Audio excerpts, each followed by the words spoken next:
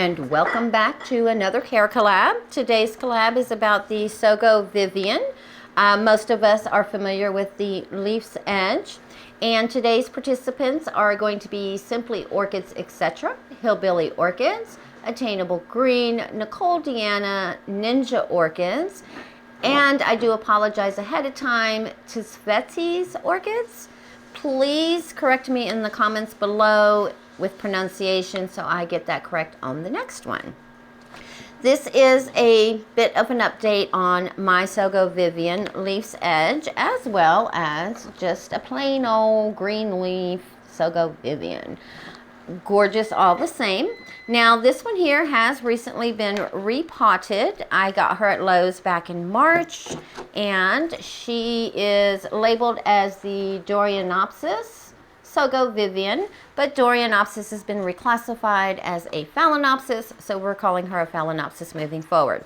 So she has started a new leaf right here, which is a good indicator that she is now going to kick out some fresh roots. She is in a moss and bark mixture, which I have found works really well here in my Colorado living room with my low humidity. It helps to extend the moisture in the pot to keep me from having to water these guys every day, every other day during the growing season. My phals that are in all bark, other than the big girls, but the ones that are in the smaller pots, I find that I am watering every other day, if not every day, giving them some water because they are just drying out that quickly.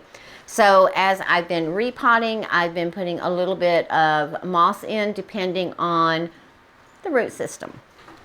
This Sogo Vivien Leaf's Edge was a gift from Nicole Deanna, the very one who is participating in today's collab, back in July of 2021. And shortly after I received her, I found a spike growing. So we waited for that spike to develop and bloom, and then we did a care collab. Shortly after the collab, I did cut the spike simply because she was starting to drop some of her leaves, and the roots didn't look happy for some reason, and I believe it's because she was just exerting all of her energy into those blooms. So I got to see the blooms in person. We did the care collab, snip, snip, bloom's gone. Since then, she has grown this leaf right here, which is a stress leaf, which is completely normal for Phalaenopsis or any other orchid for that matter, that the growth after a stressful time, be it putting their energy into a spike and not having that energy and then being repotted, it just kind of throws them all for a loop. It's sort of like you're comfortable in your home and then someone knocks on the door and says, oh, we sold your house from underneath you and you have 2 days to move. Imagine the stress. It's kind of the same thing. So this one is acceptable. This is her newest leaf here, and it is as big as this one here, and she is still growing on it. It is still kind of tender. So I am expecting it to get a little bit longer, but the next leaf that she grows is the one that I'm going to expect to be as the previous. The draw for the Phalaenopsis Sogo Vivien is the variegation. They are stunning even without a bloom. Now my Phalaenopsis Sogo Vivien here that I found at Lowe's back in March of 2022, she's still pretty, but she's green. Would you rather look at this when it's not in bloom or this? I thought you would pick Miss Lady here because she's flashy with her little variegation. And let me show you something else about her variegation. If you look under the leaf, it's also variegated all the way through. So whether you have her sitting down and you're looking on her, or if you have her up on a shelf like I do, she sits on my grow shelf on the outer edge of it, you can still enjoy the variegation. As you can see, she's got lots of aerial roots coming out, and she has roots in the pot as well. And earlier today, I did notice that she has this root here, which is wanting to grow up, that I am going to put some more bark, because it is a a branching tip off of, I don't know if you can really see that, but it's a branching tip, and once it gets a little bit longer, I'm going to take some bark and just kind of train it to go down into the pot.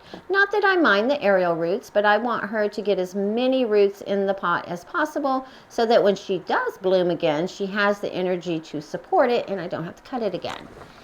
There's that one. This one here is showing new leaf growth.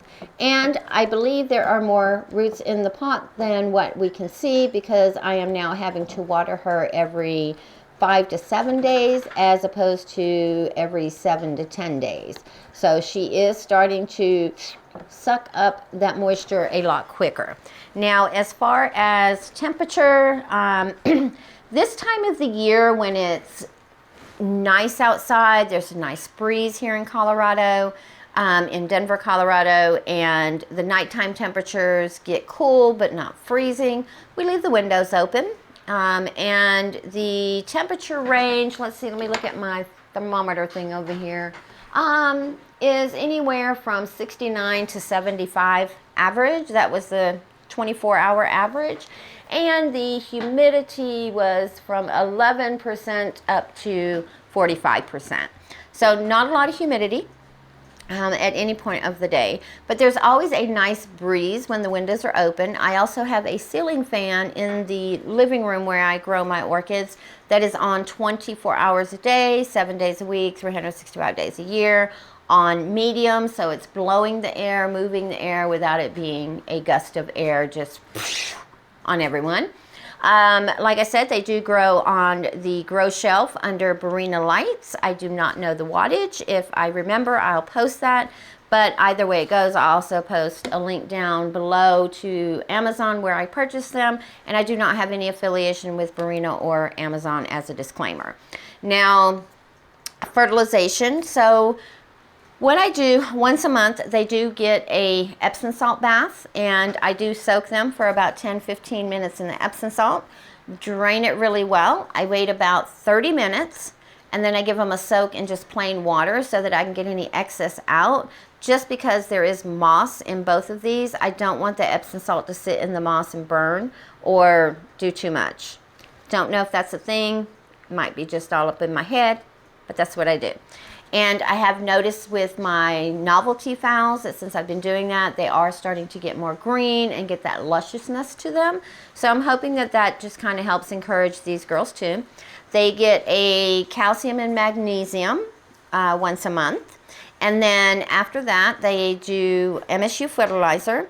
Generally, I will fertilize at about 100, 150 parts per million because I also have these don't have it. They will have it here in a few minutes. Slow release fertilizer into my orchids, and I have been doing this for years, putting slow release fertilizer in really all of my plants. I put them in my orchids at the beginning of my journey just because I put it in house plants and it was just kind of part of planting up. And so now I've started doing that, and I do that in May, and depending on the orchid, they get it again in September. All of my phals get at least 3 or 4 beads in September to tide them through the winter. This time of the year in May, they get depending on the size of the orchid. So let's just take Miss Sogo Vivien right here. So with her, I would give her, I don't know, about that many. So however many that is. And what I do is I'll just initially sprinkle it on the top. I keep it away from the base of the orchid because I don't want it burning any of the new ones. And then I'll put a few up underneath, and I just kind of get it kind of all around. And then I just take my tweezers here. I know some people move it and then put it in, but then I'll just take my tweezers and I just kind of move it around and shake it down. And then eventually what happens as I water, it'll get into the media. Because I used to move everything out of the way and put it in there, but then I found it got clumpy. So now I just do it that way, and then by just kind of wiggling things around, it kind of moves it around everything instead of all in one spot. Now with the smaller one, my Sogo Vivien Leaf's Edge, I would probably, because it is in a smaller pot, so I don't want a lot of fertilizer buildup or salt buildup, she'll probably only get, that's about 5 or 6 little pebbles. So that's all she's going to get. She's a smaller orchid, so it's going to take less fertilizer. Now, if she just all of a sudden bursts into root growth and just all kinds of growth, I would probably add another, 3 to 4 beads in here during the growing season. And another thing I'd like to do is make sure, see how that root is right there? This pebble was sitting right next to it. I always try to put them somewhere where there's not going to be sitting on a root. Again, to keep from getting that fertilizer burn. Talked about light, humidity, temperature, and I think that's it for now. I am kind of hoping that, and I did buy this one in bloom, guys, just as a FYI, and I did see her in bloom. I do have some videos of her in bloom. I'll link the video for the last care collab so you can see this lady here. But be sure to go and check out everyone else's video care collab. I know Rhea over at Simply Orchids Etc. Last time I saw her Sogo Vivien, it was beautiful. And then Nicole Deanna, of course, has a beautiful one. This one here is smaller. This was the smaller of the two that she had, and she grows in a different growing environment than I do. And that is the wonderful thing about care collabs, is although all of us are growing the same type of orchid, okay, we're all growing the Sogo Vivien. Many of us are growing them in different media, different environments. We do different feeding routines. I water mine with zero water filter. I pH that water because it comes out at 0 pH. I pH the water, all that stuff. Some people use tap water with the fertilizer. So go check everybody else out, because there might be something in all of the videos, a little piece of this and a little piece of that you can grab and become more successful, or even better success with your Sogo Vivien. Also, if you do make videos, whether they're on YouTube or not, they can be on Facebook, Reddit, I don't know, all those new things that you can post videos to, and you post about plants, orchids, that sort of thing, and you have a Sogo Vivien, make a video, hashtag Care Collab in the title and thumbnail, and boom, you're part of the Care Collab. Or if you're not ready for all that, reach out to Nina at Ninjas Orchids. I'll leave her email in the description below to get more information. And with that, guys, go find everyone else's channels, because I know I'm going to be looking for those when they are posted. And we'll see you on the next one. Bye.